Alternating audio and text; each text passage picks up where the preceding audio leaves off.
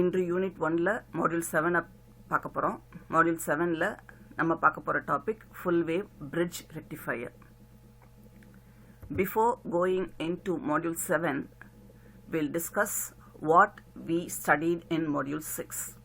In module 6, we dealt about full wave rectifier. What is a full wave rectifier?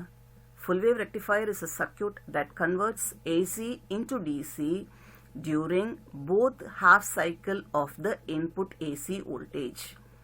Input AC voltage கொடுத்தோன்னா அவுட்புட்டில் ரெண்டு half சைக்கிள்லையுமே output voltage கிடைக்கும். ஏசியை டிசியாக மாற்றிடும். A full wave rectifier circuit is classified as full wave center tap rectifier and full wave bridge rectifier. Next, we saw how a full wave center tap rectifier worked.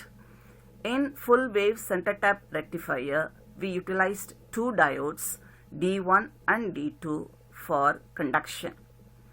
D1 diode was forward biased during the positive half cycle, so we got the output during positive half cycle. D2 diode was forward biased during the negative half cycle, so we got the output during negative half cycle also in the positive direction. So the consolidated output voltage was positive and it is a DC voltage. As we get the output for both half cycle, both positive and negative half cycle, the output voltage of full wave rectifier is greater than half wave rectifier.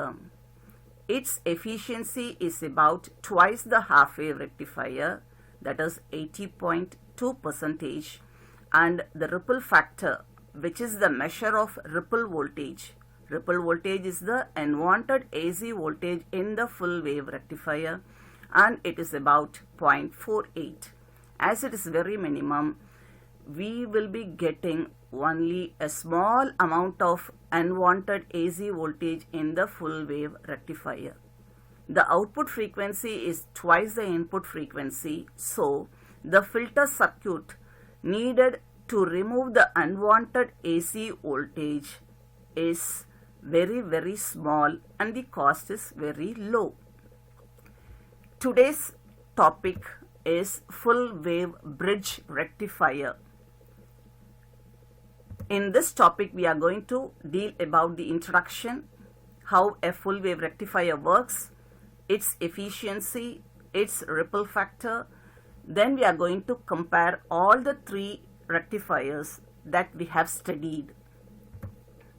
Full wave bridge rectifier.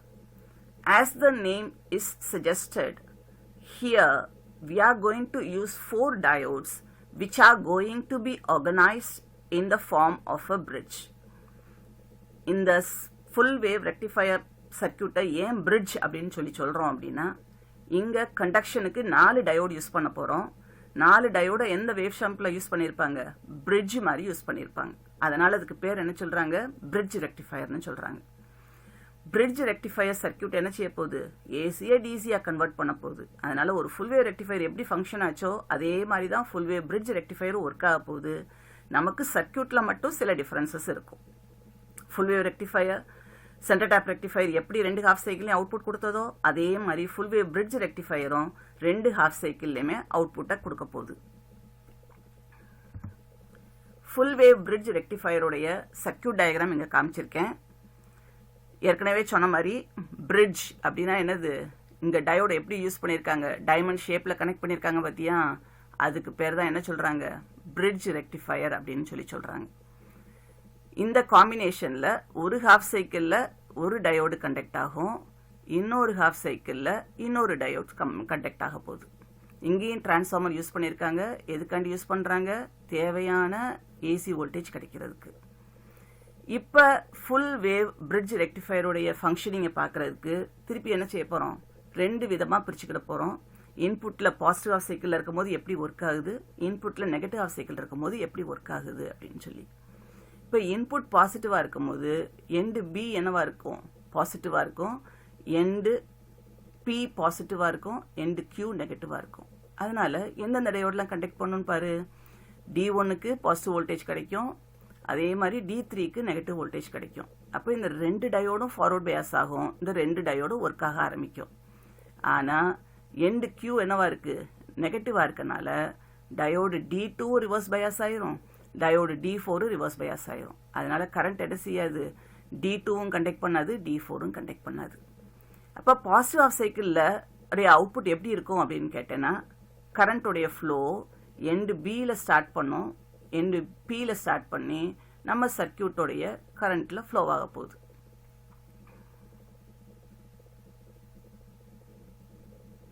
இப்போ கரண்ட்டோடைய direction எப்படி இருக்கும், பியில் start பண்ணி D1க்கு வரும், D1லேருந்து end ஏக்கு போகும், end ஏலேருந்து பிக்கு வரும், பியிலேருந்து D3க்கு வரும், D3லேருந்து Qக்கு போயிடும். கரண்ட் எப்படி ஃப்ளோ ஆகுது, பியில் ஸ்டார்ட் பண்ணி டயோட் D1 கண்டக்ட் பண்ணுறதுனால D1க்குள்ளே போகும், D1லேருந்து ஏக்கு வரும், ஏலேருந்து எங்கே வந்துடும், பிக்கு வரும், பியில் தான் நம்ம லோட் ரெசிஸ்டன்ஸ் கனெக்ட் பண்ணியிருக்கோம், அதனால் எங்கே வரும், இங்கேருந்து D3 வழியாக எங்கே போயிடும், Qக்கு போயிடும். அப்போ இன்புட் பாசிட்டிவ் ஹாஃப் சைக்கிளாக இருக்கும்போது அவுட்புட் ஹாஃப் சைக்கிள் எங்கே கிடைக்கிது, இங்கே. கண்டக்ஷன் எதுனால, D1ம் D3னால. நெக்ஸ்ட்டு இன்புட்டில் நெகட்டிவ் ஹாஃப் சைக்கிள் வரும்போது எண்டு Q பாசிட்டிவாக இருக்கும், எண்டு P நெகட்டிவாக இருக்கும். எண்டு P நெகட்டிவ் ஆகிறதுனால டயோடு D1ம் D3யும் கண்டக்ட் பண்ணாது. ஏன்னா இதனுடைய ஆனோடுக்கு நெகட்டிவ் வோல்டேஜ் கிடைக்குது, இதனுடைய ஆனோடுக்கும் நெகட்டிவ் வோல்டேஜ் கிடைக்குது. அதனால் கேத்தோடுக்கு பாசிட்டிவ் வோல்டேஜ் கிடைக்குது. அப்போ D1 D3 கண்டக்ட் ஆகாது. ஆனால் அதே இது நமக்கு Q எண்டு நெகட்டிவாக இருக்கனால, Q எண்டு பாசிட்டிவாக இருக்கனால டயோடு D2 ஃபார்வர்ட் பயாஸ் ஆகும், அதே மாதிரி D4ம் ஃபார்வர்ட் பயாஸ் ஆகும். ஏன்னா இந்த சைடில் நெகட்டிவ் வருது, அப்போ கேத்தோடுக்கு நெகட்டிவ் வரும், அப்போ D4 ஃபார்வர்ட் பயாஸ் ஆயிரும். இந்த சைடில் பாசிட்டிவாக இருக்குது, அப்போ D2க்கு உடைய ஆனோடுக்கு பாசிட்டிவ் கிடைக்குது, அதனால் D2ம் D4ம் கண்டக்ட் ஆகும். ஆனால் இந்த எண்ணில் நெகட்டிவாக இருக்கனால D1உடைய ஆனோடுக்கு நெகட்டிவ் வோல்டேஜ், அப்போ இதுவும் கண்டக்ட் பண்ணாது. இந்த சைடு பார்த்தீங்கன்னா Q பாசிட்டிவாக இருக்குது, அப்போ D3உடைய கேத்தோடுக்கு பாசிட்டிவ் வோல்டேஜ் அப்ளை ஆகிறதுனால D3யும் கண்டக்ட் பண்ணாது. அதனால் நமக்கு இப்போ கண்டக்ஷன் எதனால் வரப்போகுது, D2 அண்ட் D4. இப்போ என்ன செஞ்சுருக்காங்க, கரண்ட்டோடைய ஃப்ளோ எப்படி இருக்குன்னு பாரு. Qவில் ஸ்டார்ட் பண்ணி D2வில் போய் D2லேருந்து ஏலேருந்து இந்த எண்டு எங்கே கனெக்ட் ஆகிருக்கு, ரெசிஸ்டன்ஸ் RLோட கனெக்ட் பண்ணியிருக்காங்க. RLலேருந்து B வழியாக போய் பியிலேருந்து D4க்கு போய் D4லேருந்து எங்கே போயிடும், Pக்கு போயிடும். இப்போ பார்த்தீங்கன்னா ஏற்கனவே கரண்ட் எப்படி ஃப்ளோ ஆச்சு, ஏலேருந்து தான் B ஃப்ளோ ஆச்சு. இப்போ நெகட்டிவ் ஆஃப் சைக்கிள்லையும் கரண்ட் எப்படி ஃப்ளோ ஆகுது, ஏலேருந்து தான் Bக்கு ஃப்ளோ ஆகுது. அதனால் அவுட்புட் என்னவா இருக்கும், பாசிட்டிவாக தான் இருக்கும். இப்போ இங்கே கரண்ட் கண்டக்ஷன் எதனால் கிடைச்சது, D2லேருந்து D4. திருப்பி ஒருக்க ரிப்பீட் பண்ணிடுறேன். During positive half cycle and P பாசிட்டிவாக இருக்கும், எண்டு Q நெகட்டிவாக இருக்கும். அதனால் கரண்ட்டோடைய டைரக்ஷன் எப்படி இருக்கும், Pயில் ஸ்டார்ட் பண்ணி D1லேருந்து எண்டு A அக்ராஸாக ஒரு ரெசன்ஸ் யூஸ் பண்ணியிருக்காங்க. இந்த ரெசன்ஸ் எங்கே காமிச்சிருக்காங்க, அது வழியாக போய் பியிலேருந்து D3 வழியாக போய் Qக்கு போயிடும். இப்போ கரண்ட்டோடைய ஃப்ளோ எப்படி இருக்கும், ஏலேருந்து B. நெக்ஸ்ட்டு நெகட்டிவ் ஆஃப் சைக்கிளில் எந்த டயோட் கண்டக்ட் பண்ண போகுது, D2வும் D4ம் கண்டக்ட் ஆக போகுது. அதனால் கரண்ட்டோடைய டைரக்ஷன் எப்படி இருக்க போகுது, Qலேருந்து D2, D2லேருந்து ஏலேருந்து இதுக்கு அக்ராஸாக ரெசன்ஸை கனெக்ட் பண்ணியிருக்காங்க.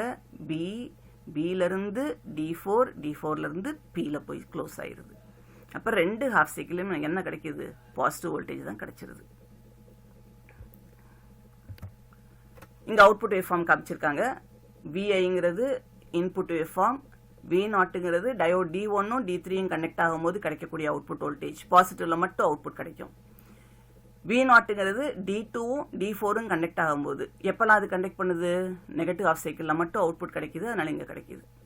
லோட் ரெசிஸ்டன்ஸில் ரெண்டோடைய அவுட்புட் வோல்டேஜ் கம்பைன்ட் ஆகி கிடைக்கும். அதனால் பாசிட்டிவ் ஆஃப் சைக்கிளில் இதனால் வோல்டேஜ் கிடைச்சிருது, நெகட்டிவ் ஆஃப் சைக்கிளில் D2 D4 கண்டக்ட் ஆகிறதுனால வோல்டேஜ் கிடைச்சிருது. இப்போ இது ரிப்பீட் ஆகும்போது அவுட்புட்டில் நமக்கு என்ன கிடைச்சிரும், DC வோல்டேஜ் கிடைச்சிரும். ஃபுல் வேவ் பிரிட்ஜ் ரெக்டிஃபையருடைய ஒர்க்கிங் சொல்லியிருக்கோம். பாசிட்டிவ் ஆஃப் சைக்கிள் அப்போ P பாசிட்டிவாக இருக்கும், Q நெகட்டிவாக இருக்கும். டயோடு D1 D3யும் forward biased, diode D2 D4 reverse biased. அதனால D1 D3 கண்டக்ட் ஆகும். அதில் கரண்ட்டுடைய பாத் எப்படி இருக்கு? P D1 RL D3 Q. அதே மாதிரி கரண்ட் எப்படி ஃப்ளோ ஆக போகுது? ஏலேருந்து பிக்கு ஃப்ளோ ஆக போகுது. அதனால அவுட்புட் வோல்டேஜ் பாசிட்டிவாக இருக்கு. நெகட்டிவ் ஹாஃப் சைக்கிள் அப்போ எண்டு P வந்து நெகட்டிவ் ஆயிரும், Q பாசிட்டிவ் ஆயிரும். அதனால diode D2 D4 forward bias ஆகும், D1 D3 ரிவர்ஸ் பயாஸ் ஆயிரும். அதனால D2 D4 கண்டக்ட் பண்ணும். கரண்ட்டுடைய பார்த்து Qல ஆரம்பிச்சு D2 RL D4 P. Current எப்படி ஃப்ளோ ஆகுது? ஏலேருந்து பிக்கு ஃப்ளோ ஆகுது. அதனால அவுட்புட் வோல்டேஜ் பாசிட்டிவாக இருக்கும். RLல ரெண்டு சமயத்திலையும் கரண்ட் டைரக்ஷன் ஒன்று போல, that is A to B flow ஆகிறதுனால அவுட்புட் வோல்டேஜ் டிசியா லோட் ரெசிஸ்டன்ஸ்ல கிடைக்குது. அட்வான்டேஜ், நம்ம சென்டர் டேப் ரெக்டிஃபையர் யூஸ் பண்ண, சென்டர் டேப் டிரான்ஸ்ஃபார்மர் யூஸ் பண்ண வேண்டியதில்லை. ஏன்னா அதனுடைய காஸ்ட் அதிகமாக இருக்கும். இங்கே 4 டயோடு யூஸ் பண்ணுறோம், ஆனாலுமே அதனுடைய காஸ்ட் கம்மி தான். கிட்டத்தட்ட அவுட்புட் வந்து சென்டர் டேப் ரெக்டிஃபையர் சர்க்கியூட்டோட கூட கிடைக்கும். பிஐவியும் ரெடியூஸாக கொடுத்தா போதும். அந்த மாதிரி இருக்க டயோடு யூட்டிலைஸ் பண்ணனா போதும், நமக்கு full wave bridge rectifier circuit work ஆயிரும். இங்கே 4 டயோடு யூஸ் பண்ணுறோம். பிரிட்ஜ் ரெக்டிஃபையருடைய பாராமீட்டர்ஸ் என்னென்ன சொல்கிறாங்க?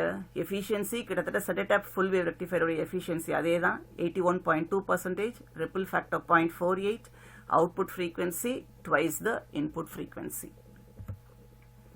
கம்பேரிசன், 3 ரெக்டிஃபையரையும் கம்பேர் பண்ணியிருக்கோம். Half wave, full wave, bridge rectifier.